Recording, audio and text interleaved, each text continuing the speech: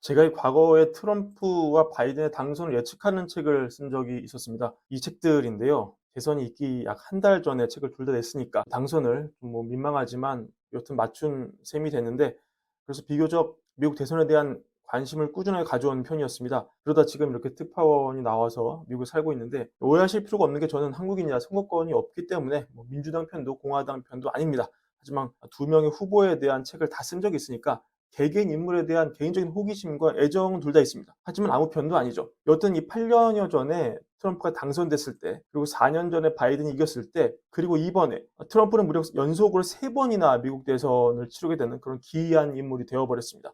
근데 이번 피격 사건으로 정말 많은 게 달라진 것 같습니다. 지난 8년 전 트럼프는 사실 공화당 안에서 후보로 선출된 것 자체가 그의 선거 레이스 초반을 고려하면 사실은 기적이었습니다. 초반에 굉장히 미약한 지지율로 시작을 해서 트럼프 특유의 날것의 발언과 공격적인 태도, 기성 정치인에게선 워싱턴 문법에서는 찾아볼 수 없었던 쉬운 화법과 독창적인 카리스마로 공화당 경선을 깜짝 통과하고, 첫 번째 경선에서 사실 졌었죠. 아이오와에서는. 그리고 본선에 가서도 사실은 힐러리한테 완전히 밀린다고 봤거든요. 그 미약한 확률을 뚫고 당선이 됐었습니다.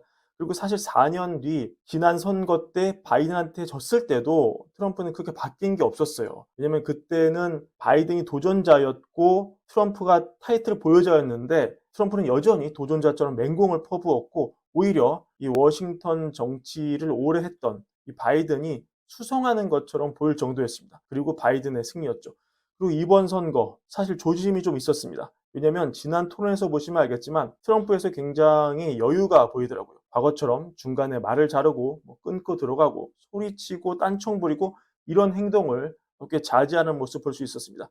그 대신 바이든이 당시 스스로의 약점을 노출하면서 무너지기를 트럼프는 기다렸고, 그 결과는 여러분도 아실 겁니다. 민주당 내부에서 후보 교체론이 강하게 일었습니다. 그리고 이번 피격, 결정적인 사건이 된 것 같습니다. 트럼프가 이제는 대통령 당선이 된 것처럼 행동을 하고 있습니다.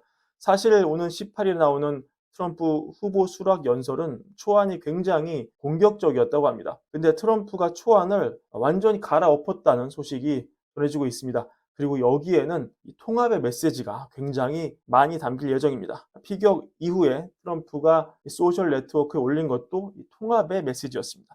이게 시사하는 바가 큽니다. 이제 트럼프는 4년 전과 또 달리 본인이 도전자임에도 마치 타이틀을 가진 챔피언처럼 행동을 하기 시작한 겁니다. 그리고 미국 사회 분열을 원하는 총격범의 암살 시도에서 살아남아서 통합을 부르짖는 그런 포지션을 선점해버렸어요. 그래서 지금 바이든 캠프가 정말 애매합니다. 원래 이거는 민주당이 가져가야 될 포지션이거든요. 근데 총격 사건을 겪은 트럼프가 이거를 뺏어버렸어요. 그래서 지금 민주당 입장에서는 사실 남은 카드가 별로 없습니다. 오히려 이제는 민주당 측이 정말 유색 인종, 흑인 이런 표를 결집시키기 위해서 여기서 갈라치기 전술을 들고 나와야 하나 이런 생각이 들 정도로 지금 판세가 과거와는 달리 이상하게 돌아가고 있습니다. 최근 월저널에 실린 칼럼, 제임스 피어슨이라는 분이 쓴 칼럼은 정확하게 이런 문제의식을 보여줍니다.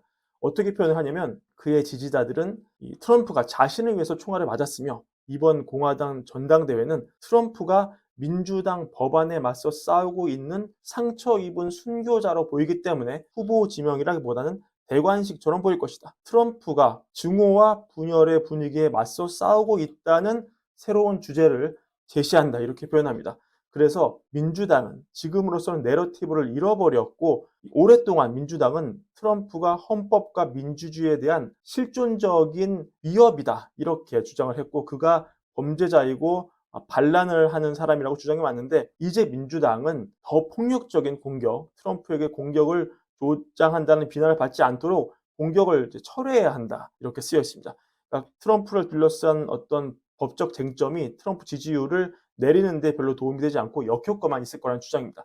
아마 이 글쓴이는 민주당 지지자인 것 같아요.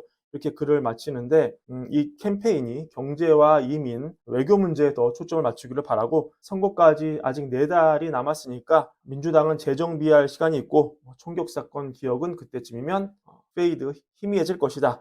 이렇게 얘기를 합니다. 그러니까 이분 입장에서는 빨리 민주당이 정신을 좀 차리기를 바라는 거죠. 그러니까 결론적으로 보면 이렇습니다. 민주당 지지자로 보이는 분까지 지금 민주당으로는 답이 없다. 이런 결론을 내릴 정도로 확실히 트럼프 강세가 예측이 된다. 그래서 지금 금융시장은 트럼프로 베팅을 하고 있는 것 같습니다. 그래서 돈을 쫓는 투자자분들은 빨리 달라진 환경에 적응을 해야 한다. 목소리가 많이 나오고 있는데요. 오늘 증시 움직임을 보면은 확실히 지금 새로운 내러티브는 금리 인하 플러스 트럼프다. 굳어지는 것 같습니다. 러셀 2000이 오늘만 무려 3.5%, 지수가 3.5% 폭등을 하면서 5거래일 기준으로 이 2000년 이후에, 무려 2000년 이후에 나스닥을 가장 파워풀하게 아웃퍼폼하는 모습을 보여주고 있습니다. 기존 주도주가 AI 반도체였다면 지금은 시장 온기가 전반적으로 퍼져나가는 모습. 그래서 그동안 옆으로 기던 러셀 2000이 S&P 500 상승률도 단번에 따라잡는 모습. 이걸 보면 역시 이 톱니가 떠오르죠. 왜냐하면 이 톱니가 무지성 강세론자하고 폄하하시는 분들 많은데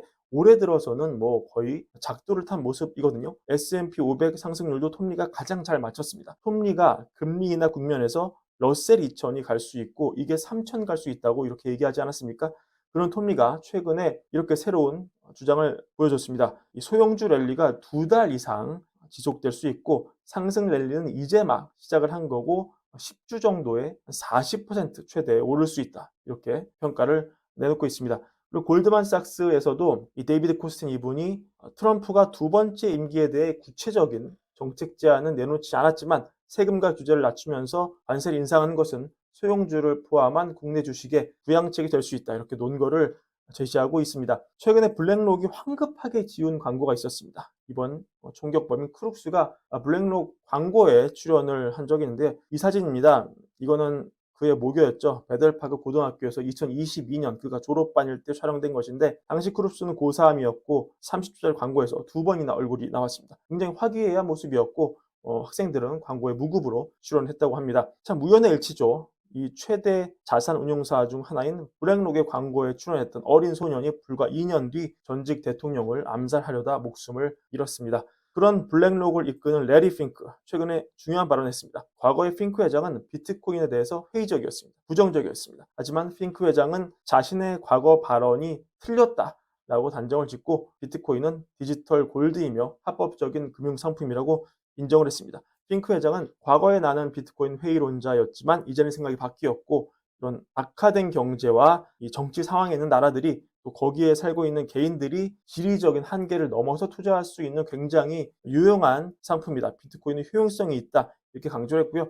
물론 이거는 블랙록이 비트코인 ETF를 운용하고 있기 때문에 자연스러운 태세 변환으로 보이기도 합니다. 게다가 지금 비트코인이 이 암호화폐의 긍정적인 트럼프 그리고 이번에 부통령 후보로 지명된 벤스 역시 암호화폐의 긍정적 법안 마련에 나선 바 있기 때문에 이 역시 트럼프의 부상과 함께 주목받는 상황으로 볼 수 있고요. 그래서 최근 비트코인 이렇게 강세를 보이는 모습 볼 수 있었습니다.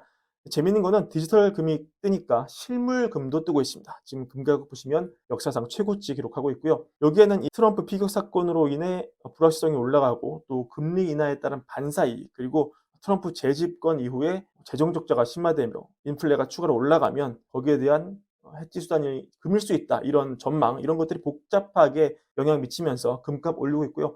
금 가격과 비교적 느슨하게 상관관계를 보이는 은값도 금처럼 더 오를 수 있을지. 네, 촬영을 마친 이후에 중요한 속보가 떠서 몇 가지 내용만 긴급하게 추가해서 전해드리겠습니다. 트럼프 전 미국 대통령이 블룸버그와 인터뷰를 방금 했습니다. 이 내용이 나왔는데요. 그동안 트럼프 전 대통령이 당선된다면 제롬 파월 당장 잘라버리겠다고 그런 협박 메시지를 여러 번 내비친 바 있었죠. 하지만 이번 인터뷰에서 당선되더라도 파월의 임기를 보장하겠다. 파월의 남은 임기를 보장하겠다. 연준은 독립성이 부여되기 때문에 솔직히 말씀드리면 트럼프가 파월을 자를 권한도 사실은 없습니다. 여튼 트럼프가 파월의 임기를 보장하겠다고 공식 발언을 했고 다만 선거 전에 금리를 인하한 것은 적당하지 못할 것이라고 부연 설명을 했습니다. 사실상 9월 금리 인하 반대 뜻을 밝힌 것인데요. 지금 페드와치 보시면 매우 높은 확률로 9월 금리 인하가 단행될 가능성이 높은 상황인데요.